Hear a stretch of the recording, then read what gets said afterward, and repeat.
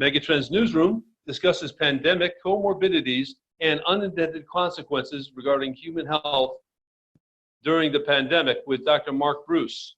Dr. Mark Bruce is an emergency room physician and the ambassador to Belize and Canada for the American College of Emergency Physicians. He's also an author who wrote a fascinating book, Jackie, a Boy and a Dog, a warm Cold War story, about how First Lady Jackie Kennedy gave him a puppy when his dog died. Dr. Bruce, concerning the possibilities, the unintended consequences that can happen due to a pandemic lockdown, what, based on your experience, your 40 years experience as an ER traumatologist, what can happen in scenarios like this? Well, that's a great question, Bill. The thing that rises to the top right away are the mental health complaints. And matter of fact, the very first patient that I treated that tested positive for COVID-19 had presented to the emergency department with a mental health complaint.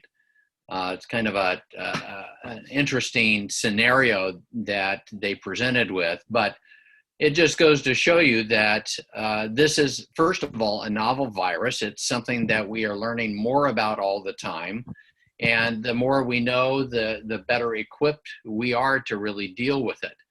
But whenever people are told to stay at home, they take that many times quite literally, even whenever they should be calling 911 or coming into the emergency department. We're still open, although we have a no visitor policy in our emergency department and in most emergency departments, I think, that I'm familiar with, at least in this region of the country. That is both for purposes of protecting other patients, but also for protecting the staff too. Based on what you've seen in your ER, you're in the Midwest, what's been happening in your emergency room? Well, in the emergency department, we are seeing patients that we need to be seen, quite frankly. These are patients that maybe they wait a little bit longer than what they normally would, but we have a much higher admission rate than what we normally would because of just patients waiting for their acuity to rise. Or many times what we're seeing too is people that are very, very anxious coming in. We call them the worried well, that they're concerned because they have some symptoms that have been well advertised in terms of this could be the COVID-19. And so they want to get checked out for that. So we're seeing both the worried well and the acutely ill. I'm particularly concerned about the mental health issues, especially the longer the lockdown goes on, because people become, more and more people become unemployed. They lose their financial base. And that's something that can create a lot of stress. And stress is a main culprit, a main comorbidity to other chronic diseases such as heart disease, hypertension, and also even things like diabetes. So that's right. a big concern. If you look at the trade-offs, Dr. Bruce, between maintaining down to the limit the number of coronavirus cases and deaths from that, and then the fact that other unintended consequences can happen at home: domestic violence, heart attack, stroke, and such. What's your own opinion on the trade-off? Are we at a point now where it's getting to be, let's say, more expensive in human life to continue with the lockdown or not modify it? I think that there's recognition of the fact that there is suffering if this economy totally crashes. There's going to be suffering, just as you mentioned, with domestic violence, with suicide, with drug addiction, with overdoses, all those areas that fall into the category of mental health, but also in patients that if there's tremendous healthcare closure, which any hospital makes a lot of their profit from outpatient procedures, from imaging studies, from day surgery type of procedures, all of which have had to be canceled. And so there's tremendous financial stress on the part of the healthcare institutions themselves. And if they start going out of business, all of a sudden there's not going to be the resources to take care of the 1,800 people today in America that are going to die of their heart attacks. And so you're going to see those kind of issues come to fore if we don't get back on track in a smart way. We have to do it smart, Bill. And what I mean by that is what does that look like?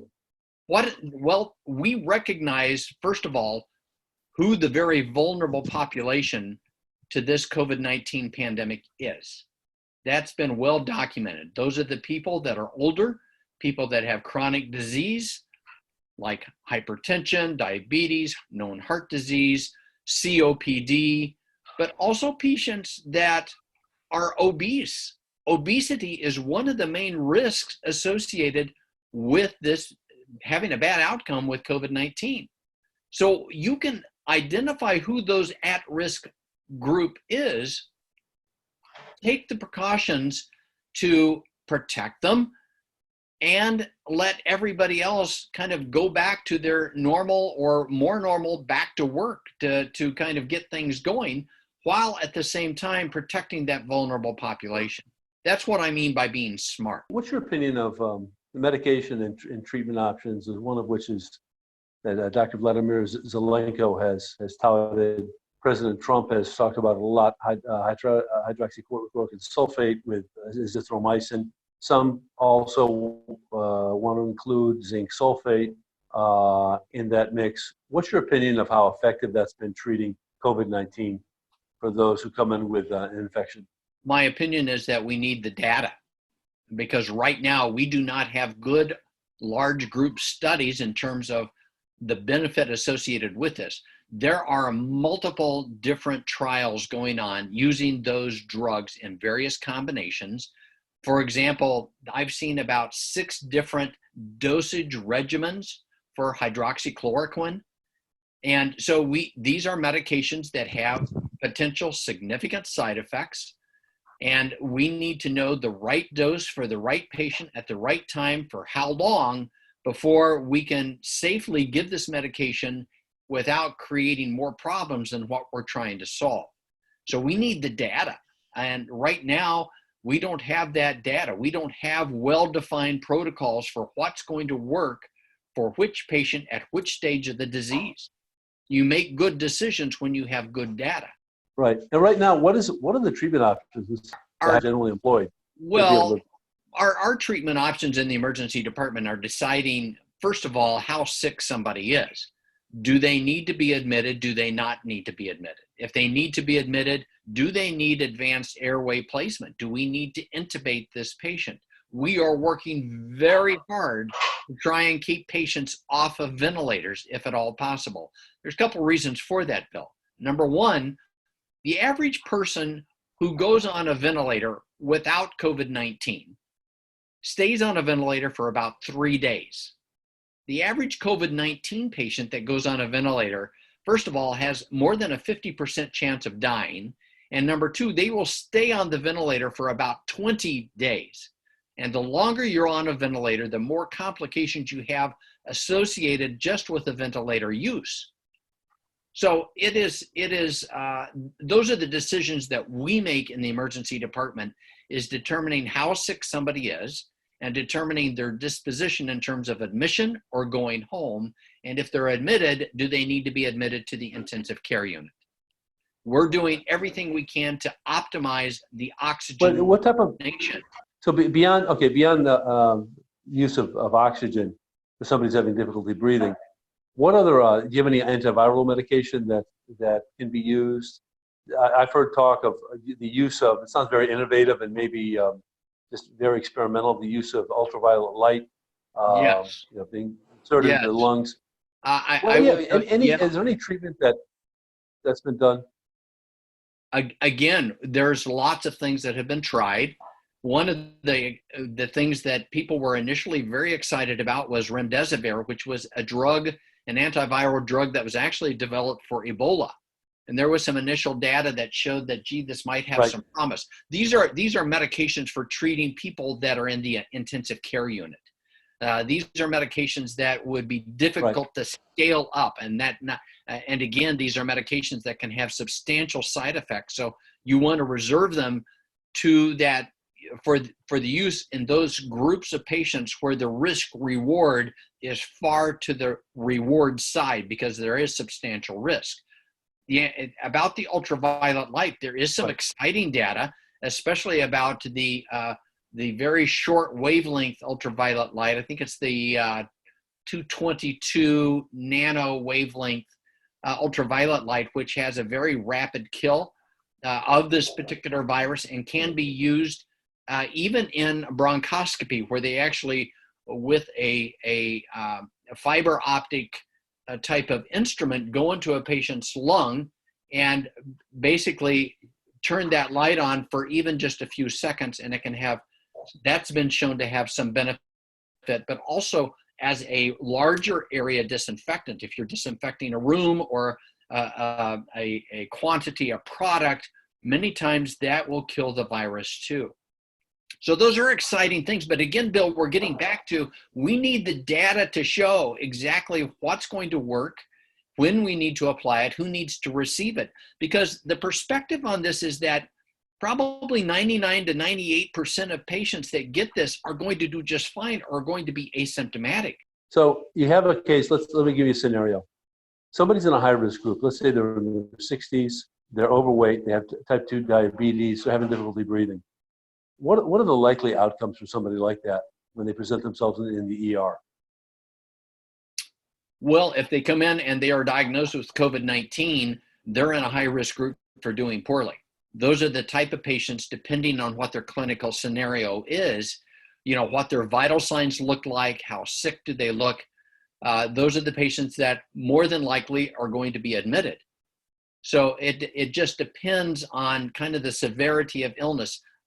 It's interesting that the severity of illness sometimes is determined not so much by even a person's comorbidities, their underlying chronic diseases, but in their immune response to the COVID-19, because we've seen COVID-19 just totally screw up somebody's immune response so that it creates just this incredible inflammatory response, which can do incredible damage and cause fairly rapid death. So that's one of the interesting things that we found out about COVID-19 is the effect that it can have on a person's immune response. Again, not unusual for any type of viral illness, but particularly amplified with COVID-19. Right now, at this stage of the game, do you think it's a good idea for us to reopen parts of the economy in different parts of the country, different states where you have low COVID-19 infection rates? What's your take on that?